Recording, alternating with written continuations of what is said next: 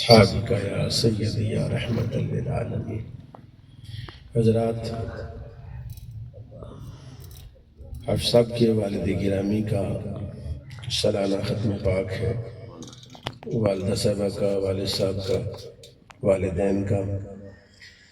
یہ ایسا موقع ہوتا ہے جس میں ہر بیٹے کی خواہش ہوتی ہے کہ میری والدین کو کچھ ایسا پڑھ کے بخشا جائے، کوئی ایسی چیز بھیجی جائے جو اللہ کے ہاں مقبول ہو اور قبر میں ان کو اس کا صلہ اللہ عطا فرمائے۔ قرآن عزیز کی ایک آیہ مبارکہ میں نے تلاوت کی ہے، عزت میری نہیں ہے، عزت اس مضمون کی ہے جو میں آپ کی خدمت میں عرض کرنے لگا ہوں۔ قرآن کہتا ہے یرید اللہ بکم الیسر، اللہ تمہارے ساتھ آسانی کا ارادہ فرماتا ہے۔ ولا یرید بکم العسر، اللہ تمہارے ساتھ تنگی کا ارادہ نہیں فرماتا۔ اب ایک آسانی وہ ہے جس کو ہم اپنے لیے منتخب کرتے ہیں کہ یہ چیز ہمیں مل جائے، کسی کے ہاں لائٹ بجلی نہیں ہے تو بجلی مل جائے تو آسانی ہو جائے، سولر پلیٹیں لگ جائیں تو بجلی کا بل بھی نہیں آئے گا، آسانی ہو جائے گی۔ اس طرح ساری آسانی ہے۔ اور ایک آسانی وہ ہے جو اللہ کے ہاں آسانی ہے۔ اللہ کے ہاں سب سے بڑی آسانی ایمان ہے۔ اللہ نے آدم علیہ السلام کو نبوت سے سرفراز فرمایا، 1,24,000 کم و بیش انبیاء بھیجے، ان پر صحیفے نازل کیے، کتابیں نازل کی، ایک نظام زندگی عطا فرمایا جس کا آج کی دنیا میں چونکہ ہم معاشرت پسند ہیں، ہر مذہب کا، ہر مسلک کا، ہر دین کا بندہ ہمارے بود و باش میں ہے، ہر ایک کے نظریات مختلف ہیں، لیکن جو نظریہ اسلام کا ہے، جو نظریہ محمد الرسول اللہ کا ہے، جو نظریہ قرآن کا ہے، وہ سب سے پاکیزہ، طیب اور طاہر نظریہ ہے۔ بے شک اللہ کہتا ہے میں تمہیں آسانی دینا چاہتا ہوں، تو میرے اللہ ہمیں آسانی کیسے ملے گی؟ اللہ فرماتا ہے کہ جس دنیا میں، جس جہان میں تم اس وقت موجود ہو، یہ تمہاری زندگی کا اختتام نہیں ہے، یہ مقصد زندگی نہیں ہے، تم اس سے پہلے بھی کہیں تھے۔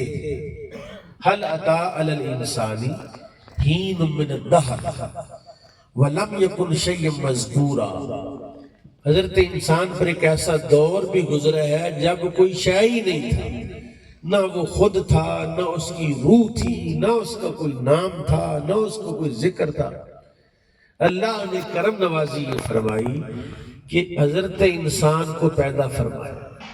اب ظاہر آپ جانتے ہیں کہ روح، روح جتنی چیزیں ہیں، جانور بھی اس میں، کتے، بلیاں، گائیاں، بھینسیں، یہ سب زیرو ہیں، ہم بھی زیرو ہیں۔ اب نصیب کی بات ہے کہ بھٹا ایک ہوتا ہے، اس پر اینٹیں بنتی ہیں، ان اینٹوں کی پھر نصیب لکھا جاتا ہے۔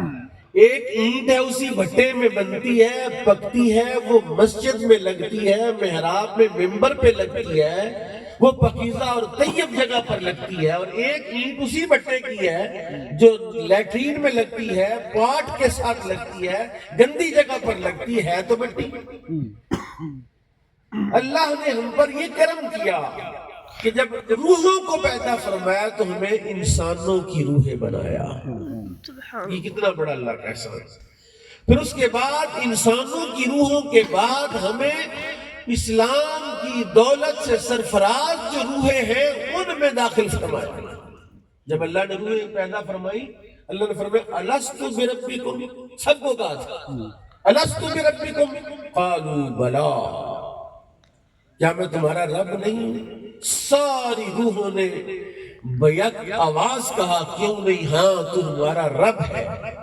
لیکن قربان جائے، ان روحوں میں سب سے پہلے جو روح بولی تھی وہ محمد رسول اللہ کی روح تھی۔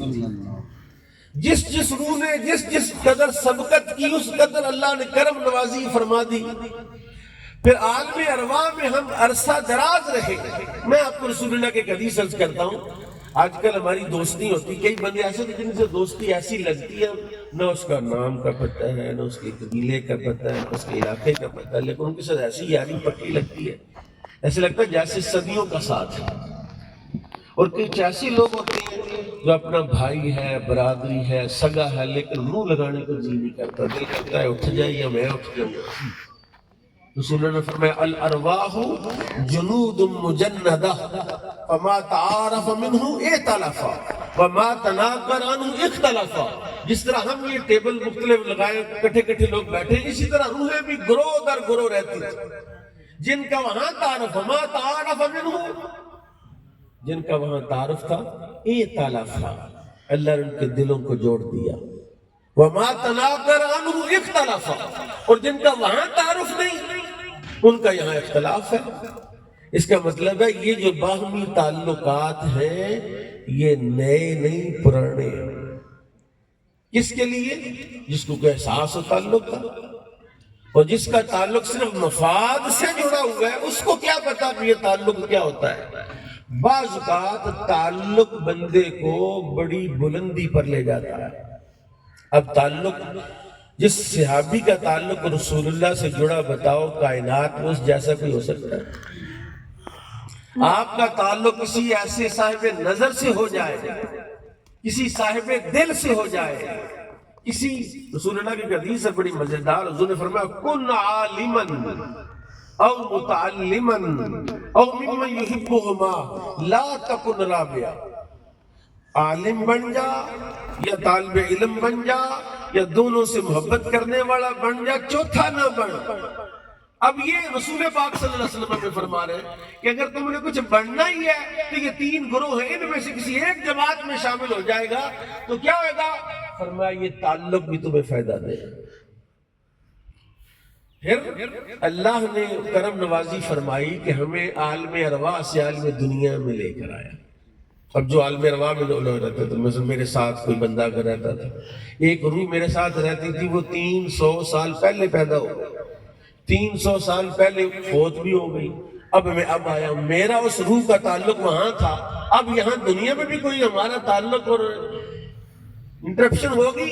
ہاں، اگر ان میں سے دونوں میں سے کوئی ایک روح، پہلے والی یا بعد والی، کوئی صاحب نظر تھی، کوئی صاحب دل تھی، کوئی تقویٰ اور ولایت اس کے درجے میں ہوگی، اور وہ یہ چاہے گا کہ یار یہ وہاں میرے ساتھ رہتا تھا، اس کا حصہ میرے پاس ہے، اللہ ایسا انتظام فرمائے گا، وہ اس کی قبر پر کہیں نہ کہیں جائے گا، وہ اپنا حصہ لے کے تو وہاں سے آ جائے گا۔ یہ ایمان کے، یہ سعادت کی راہیں ہیں کہ اللہ نے ہم پر کرم فرمایا کہ ہمیں آسانی عطا فرمائے، ہمیں ابھی آخر الزمان کی امت میں پیدا فرمایا۔ وہ امت تھی موسیٰ علیہ السلام کو امت ہی ہے، رات کو شراب پی ہے، صبح شکل بگڑ گئی ہے۔ جناب عیسیٰ کا امتی ہے، گناہ کیا ہے، وہ کہہ رہے ہیں تُعَذِّبْهُمْ فَإِنَّهُمْ عِبَادُكَ وَإِن تَغْفِرْ لَهُمْ فَإِنَّكَ أَنْتَ الْعَزِيزُ الْحَكِيمُ۔ قرآن کہہ رہا ہے کہ موسیٰ نے، حضرت عیسیٰ نے دعا کی، یا اللہ بندے شکلیں بگڑ گئی، خندیر بن گئے، بندر بن گئے، تو دل بڑا دکھا کہ یا اللہ پاک میرے بندے تھے، میرے امتی تھے، تو کیا کہا؟ یا اللہ اگر تو ان کو بخش دے، ان تُعَذِّبْهُمْ فَإِنَّهُمْ عِبَادُكَ، اگر تم کو عذاب دے تو تیرے ہی بندے، دے لے عذاب۔ وَإِن تَغْفِرْ لَهُمْ فَإِنَّكَ أَنْتَ الْعَزِيزُ الْحَكِيمُ، اگر تم کی بخشش کر دے تو تو بڑا کرم نوازی کرنے والا ہے، مہربان ہے۔ رسول اللہ کی بارگاہ میں اس یہ مرحلہ آیا تو حضور نے دعا کی، یا اللہ میں عیسیٰ کی طرح نہیں کہتا کہ یہ تیرے بندے ہیں تو ان کو عذاب دے، میں کہتا ان کو معاف کر دے، ان کی بخشش کر دے، یہ میرے غلام ہیں، میرے امتی ہیں، ان کو معاف کر دے، ان کی بخشش کر دے۔ قرآن کہتا ہے وَمَا كَانَ اللَّهُ لِيُعَذِّبَهُمْ وَأَنْتَ فِيهِمْ۔ آپ اندازہ کریں نا، ایک منظر آپ کی خدمت میں رکھتا ہوں، قرآن کیا ہے؟ بدر کا غزوہ ہونے لگا ہے، کفار مکے سے نکل رہے، میرے پاس صرف 10-15 منٹ کا مجھے ملا ٹائم، مجھے بتا رہے جب ٹائم ہو جائے گا، مضمون تو ختم نہیں ہوتا۔ نکل رہے، ابو جہل نے کہا یار آؤ، مکہ سے جا رہے، تو پہلے خانہ کعبہ کے پاس جا کے دعا کرتے، کعبے کے غلاف کو پکڑ لیا چاروں طرف سے، اس نے دعا کہ اللہم ان کان ھذا ھو الحق من عندک فامطر علینا حجارۃ من السماء اویتینا بھی عذاب علیم، دعا کرنے والا کون ہے؟ ابو جہل۔ آمین کہنے والے مکے کے لوگ ہیں، سردار بھی ہیں، سارے لوگ ہیں جو لڑنے جا رہے ہیں، 950 بندے آمین کہہ رہے ہیں۔ کیا کہہ رہے ہیں؟ یا اللہ اگر وہ سچا ہے جس کے ساتھ ہم لڑنے جا رہے ہیں تو ہم پر آسمان سے پتھروں کی بارش نازل فرما، یا کوئی اور عذاب کا ٹکڑا ہم پر نازل فرما دے۔ اللہ نے، رسول اللہ مدینے میں تھے، اللہ نے فرمایا محبوب